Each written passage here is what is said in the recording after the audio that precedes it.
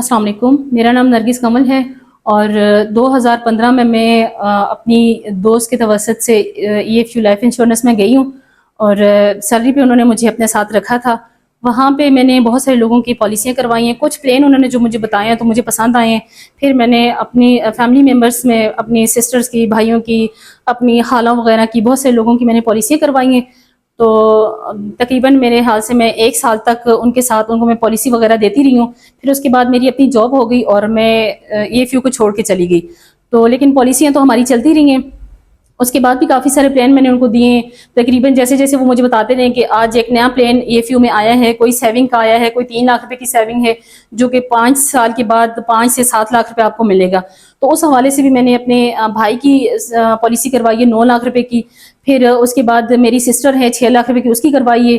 پھر اس کے بعد میری مدر تھی، ان کی میں نے پالیسیاں کروائی ہیں. خود اپنی میں نے کروائی ہوئی ہیں. بہت ساری اس طرح کی میں نے جو پالیسیاں کروائی ہیں وہ اسی طرح کرتے کرتے جن کے کوئی 5 سال گزر گئے، کوئی 7 سال گزر گئے، کسی پالیسی کے 10 سال گزر گئے. سر ابھی تک جو انہوں نے مجھ سے جو پیمنٹ لی ہے، یہ تقریباً جو 2015 سے لے کر 2024 تک کی جو پیمنٹ مجھ سے یہ لے چکے ہیں وہ 86 سے 87 لاکھ روپیہ بنتی ہے. اچھا سر، 2015 سے لے کر 2024 تک انہوں نے جو مجھ سے پیمنٹ لی ہے وہ کچھ پالیسی کی مد میں، کچھ سیونگ کی مد میں، کچھ بزنس کی مد میں، کیونکہ ای ایف یو کوئی بزنس وغیرہ بھی کرتا ہے، اس کی مد میں جو پیمنٹ لی ہے یہ کوئی ٹوٹل 86-87 لاکھ روپیہ بنتا ہے.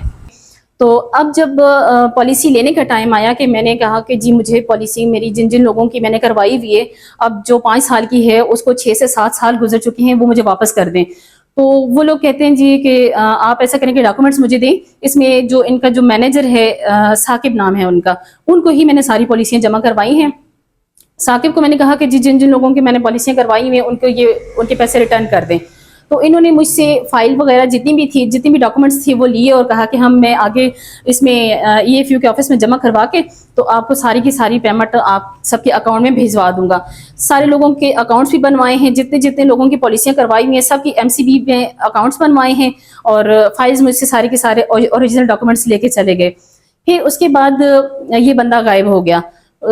اس بندے کے نمبر بھی بند ہو گئے. میں نے کافی کوشش کی اس تک پہنچنے کی، لیکن اس تک میں نہ پہنچ سکی. پھر ایک روز مجھے پتا چلا کہ کوٹھے میں جو ان کا گھر ہے، میں وہاں پہ گئی تو ادھر سے مجھے پتا چلا وہ تو بندہ غائب ہو گیا ہے. گھر والوں نے یہ کہا کہ ہمارے گھر آنا جانا ہے لیکن کبھی کبھار آتا ہے اور آدھے گھنٹے کے لیے ہو کے واپس چلا جاتا ہے. اور پھر اس کے بعد مجھے پتا چلا کہ ان کی سیکنڈ وائف بھی کوئی ہے. لیکن میں وہاں پہ جانے سے بہتر سمجھی کہ میں ای ایف یو کے آفس چلی جاؤں.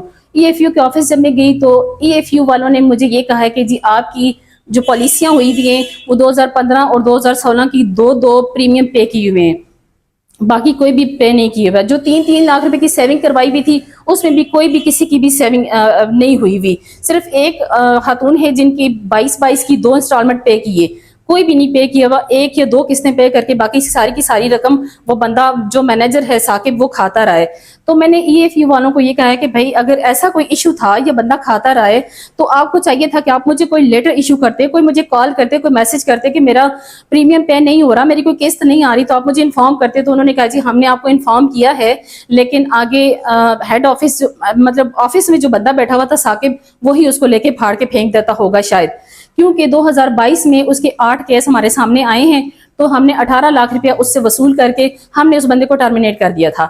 اب اگر انہوں نے اس کو ٹرمینیٹ کر دیا، اس نے کوئی دھاندلی کی ہوئی ہے، کوئی گھپلا کیا ہوا ہے، اس میں کلائنٹس کا تو کوئی ایشو وہ نہیں ہوتا نا. اب ان کو چاہیے کہ کمپنی کو چاہیے کہ ہم تو کمپنی کو پے کرتے رہے، ہم تو کمپنی کو جانتے ہیں نا. اگر ثاقب فار ایگزامپل ابھی تو چلیں وہ بھاگ گیا، اگر وہ مر بھی جاتا ہے تو اس کا کیا مطلب ہے کہ کمپنی اب بندے کو اس کی پیمنٹ نہیں دے گی.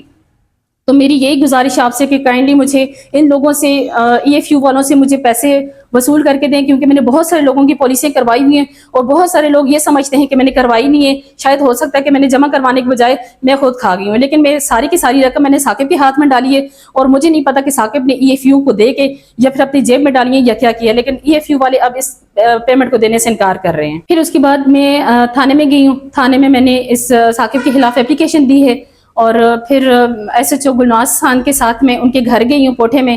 وہاں سے ان سے معلومات کی تو انہوں نے کہا جی جب اگر آگے تو ہم آپ کی طرف بھیج دیں گے. اس وقت تک ابھی تک آیا تو کوئی بھی نہیں ہے، لیکن میری اعلیٰ افسران سے گزارش ہے کہ پلیز میرے اس مسئلے کو حل کیا جائے اور مجھے انصاف دیا جائے.